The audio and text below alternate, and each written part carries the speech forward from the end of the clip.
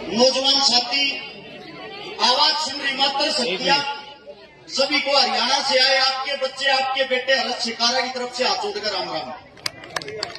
मैं ज्यादा लंबा समय नहीं लूंगा, 2 मिनट की बात आप लोगों के सामने रखूंगा, क्योंकि यहाँ पे बड़े बड़े विद्वान हैं और भाई साहब को तो हम अपने पिता समान समझते हैं, बहुत बड़े विद्वान हैं। इनके सामने कोई बात रखना सूरज को दिया दिखाना है। सबसे पहले तो मैं इस धरती को, इस जमीन को सलाम करता हूं, जिसने एक ऐसे योद्धा, ऐसे छत्री को पैदा किया। शायद आप लोगों को यह तो पता है महाराजा सूरजमल का जन्मदिन है, लेकिन यह नहीं पता जिस वक्त वो शेर पैदा हुआ हमारी हालत क्या थी। हमारी जो, आप लोगों को पता होगा, जब शादी करने के लिए जाते हैं, दूल्हा अकेला भी शादी करके ला सकता है, पूरी बारात उसके साथ क्यों जाती है, क्या पता है किसी को? मैं बताता हूं, मुगलों का राज होता था और जब हम शादी करने के लिए जाते थे, जिस बैलगाड़ी में दूल्हा बैठता था उसके बैल सबसे तगड़े होते थे।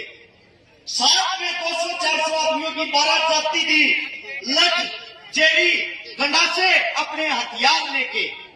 और जब हम शादी करके वापिस लौटते थे, वापिस लौटते टाइम वो मुगल हमारे पर आक्रमण करते थे।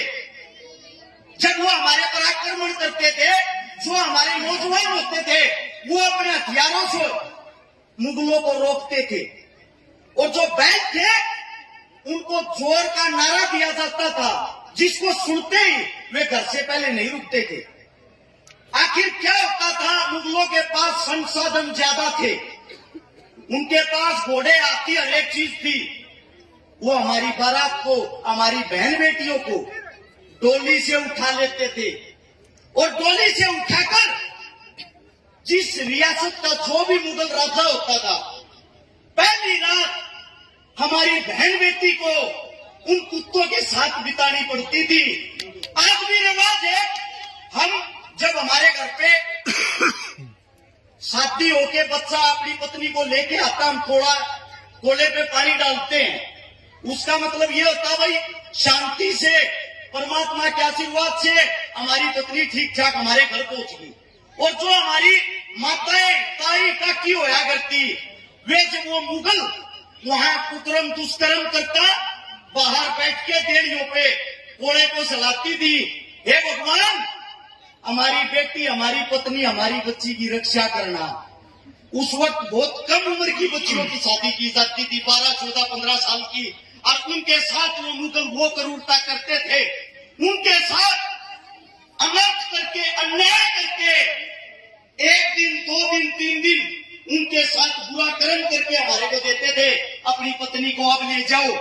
ऐसा समय था मेरे साथियों, ऐसा समय, ऐसी ये कहानी हुई थी हरदौल नाम की। मेरे भाई साहब ने थोड़ी देर पहले बातें बताई, मैं सुन रहा था। माफ करना भाई साहब, हो सकता हमारी थोड़ी बात अलग हो, आपकी अलग हो, लेकिन आपसे ही सीखी है। जब मुगल राज था उस वक्त एक विद्वान पंडित मुगल राज में रहता था। उसकी पत्नी उसकी रोटी देने के लिए आती थी डेली। एक दिन किसी कारणवश से उसकी बेटी रोटी देने आ गई, और मुगल राजा की उस पर दृष्टि पड़ी। बोला, पंडित जी भाई, इतनी सुंदर कन्या, अर्तन हमारे तो या बात छुपाई, या तो इसके साथ हमारा निकाह कर दे, वरना जबरदस्ती इसको उठाएंगे।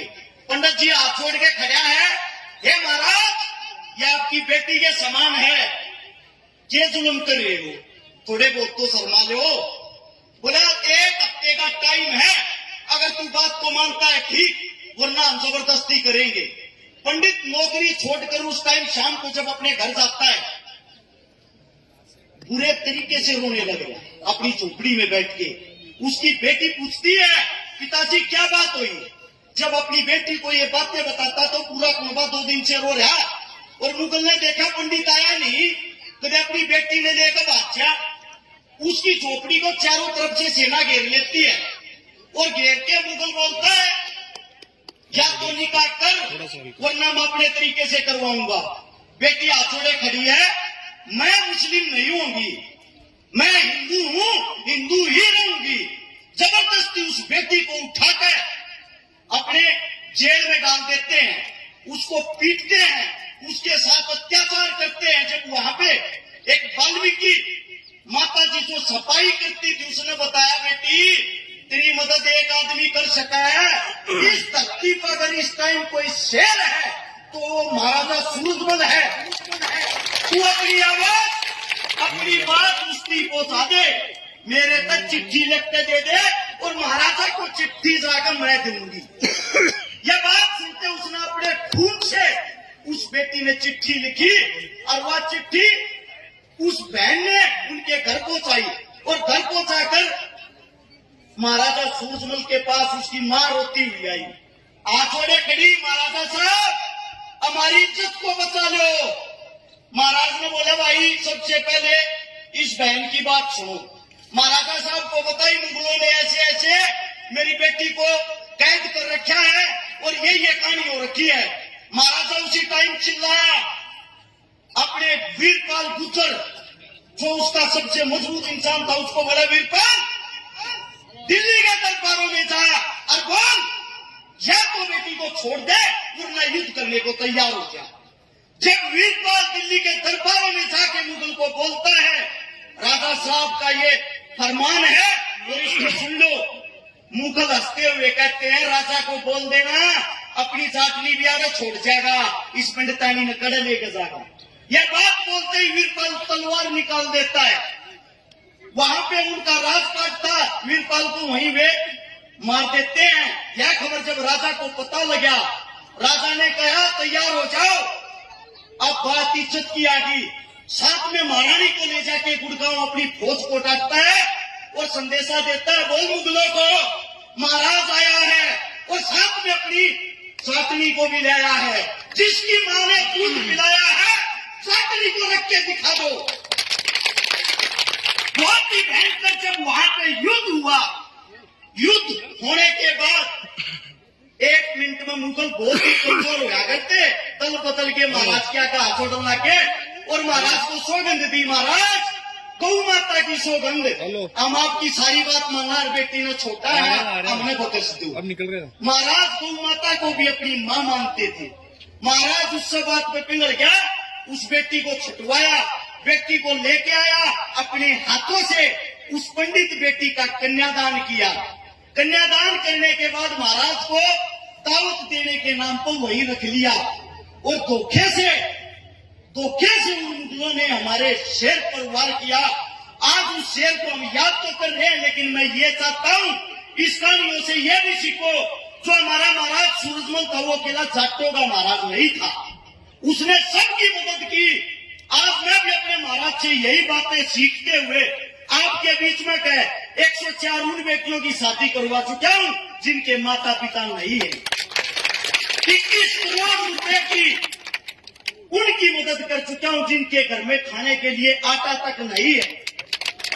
अपने जवानों के लिए, अपने किसानों के लिए सैकड़ों आंदोलन कर चुका हूं और जब तक जिएंगे अपने महाराज की तरह ऐसे ही आगे बढ़ते रहेंगे।